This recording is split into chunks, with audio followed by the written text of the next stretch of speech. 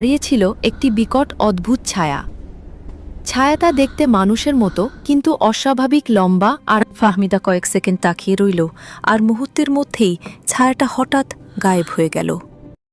ফাহমিদা নিজেকে বোঝানোর চেষ্টা করল, হয়তো এটা শুধু চোখের ভুল। কিন্তু ঠিক তখনই আবার সেই শব্দ শুরু হলো, টিং টিং টিং। এইবার শব্দটা আগের চেয়ে অনেক জোরে। মনে হচ্ছিল কেউ রেগে গিয়ে ছাদে হাঁটছে। ফাহমিদার বুক থরফর করতে লাগল। তবুও সে সিদ্ধান্ত নিল আজ সে দেখবেই আসলে ছাদে কি হচ্ছে। সে ধীরে ধীরে সিঁড়ি বেয়ে ছাদে উঠল।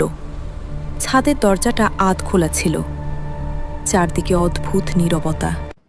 ছাদে কাউকে দেখা যাচ্ছিল না। হঠাৎ তার পিছন থেকে আবার সেই শব্দ, টিং টিং টিং।